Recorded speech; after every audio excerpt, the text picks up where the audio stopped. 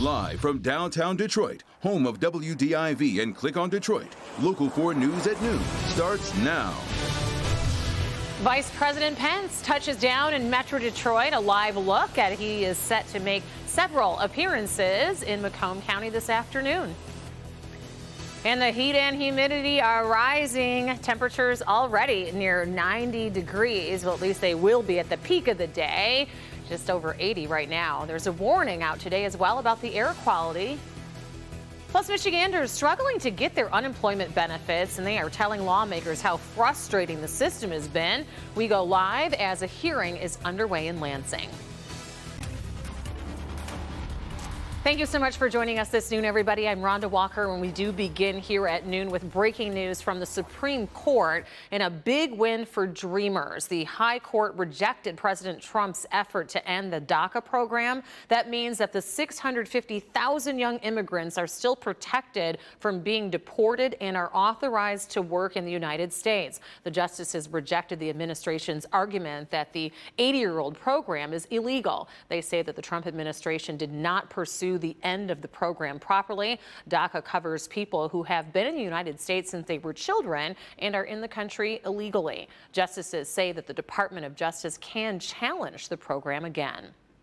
The other breaking news that we're following this noon is the arrival of Vice President Mike Pence. He's in Macomb County right now. Air Force 2 landed at Selfridge Air National Guard Base a short time ago, and the vice president waved to the crowd with Republican Senate candidate John James by his side. His first stop is Engine House. It's a restaurant owned by 2 Detroit firefighters in Mount Clemens, and then he'll be heading to Chartam Gear Company on Mound Road in Sterling Heights, where he will take a tour. And then after that, he's going to be delivering remarks, and this is a live look inside of the company as it prepares for the vice president's tour and speech. Our Rob Maloney will be speaking to the vice president one-on-one for an interview shortly, and we will have that for you and a full recap of the vice president's visit this afternoon on later editions of Local 4. Even though more of the economy is reopening, unemployment numbers are still at historic highs here in our state. About 1.5 million people applied for unemployment benefits across the country last week. It's the 11th straight weekly drop in applications, but smaller than in recent weeks. Nearly 21 million people are classified as unemployed. Here in Michigan, a lot of people are still having trouble getting those benefits, and it's the reason that a hearing before a bipartisan coronavirus committee in the state legislature is happening today. Our consumer investigator Hank Winchester has been following this problem ever since it started, and Hank, there were a lot of complaints before this committee today.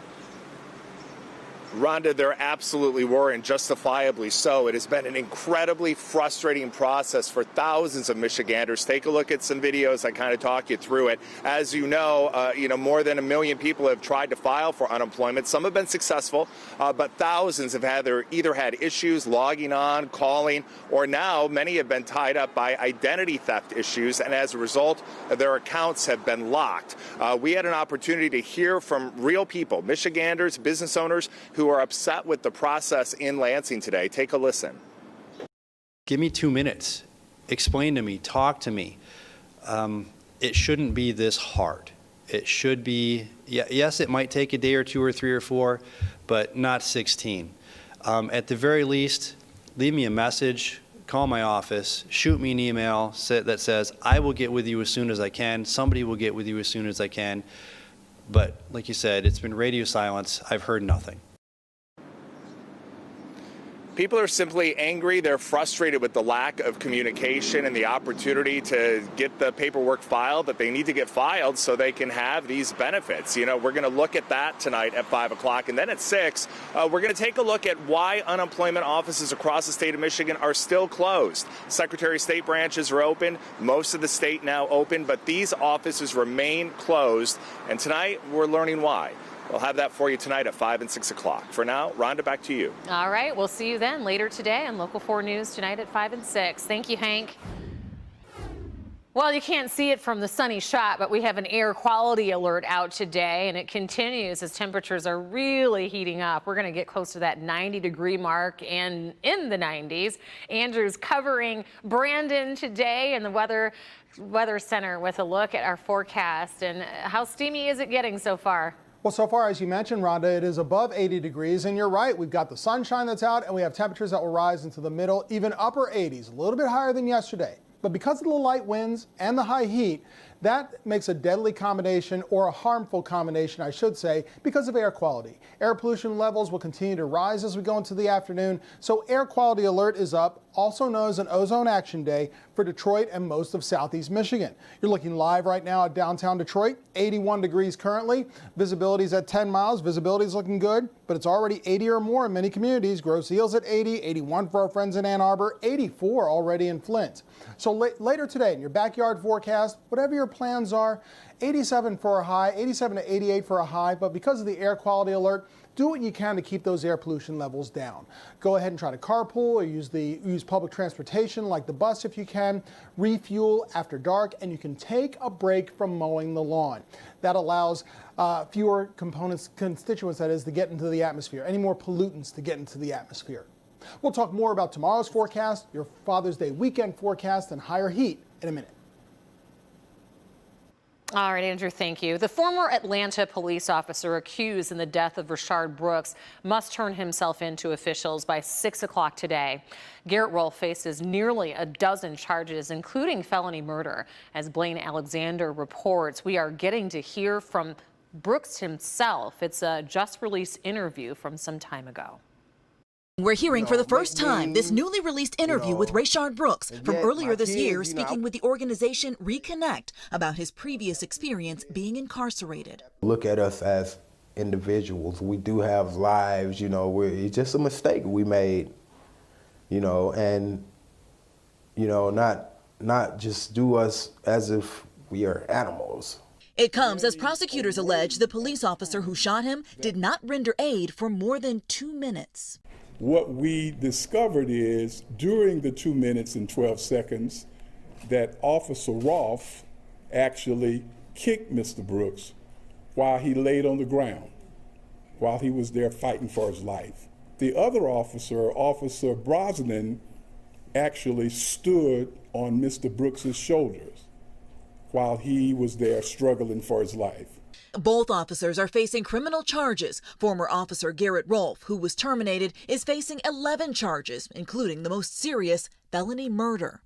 After firing the deadly shots, prosecutors say Rolfe said these words.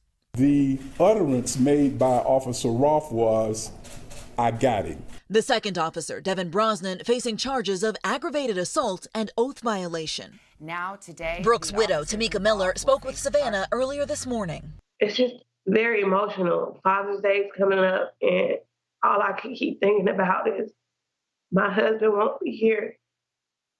No matter how many charges they face, it's not going to bring them back. Last Friday, the two officers tried to arrest Brooks in a Wendy's parking lot after investigators say he failed a sobriety test. After speaking calmly for more than 40 minutes, video shows Brooks struggling with the officers once they tried to arrest him, grabbing one of their tasers and running before the DA says he turned around and fired that taser at them. Rolfe responded with 2 gunshots to the back. Attorneys for both officers are speaking out, saying that their clients did render aid to Brooks. An attorney for Rolfe is saying that his client's actions were justified. Meanwhile, an attorney for Officer Brosnan is slamming the DA, calling this a rush to misjudgment. In Atlanta, I'm Blaine Alexander, NBC News.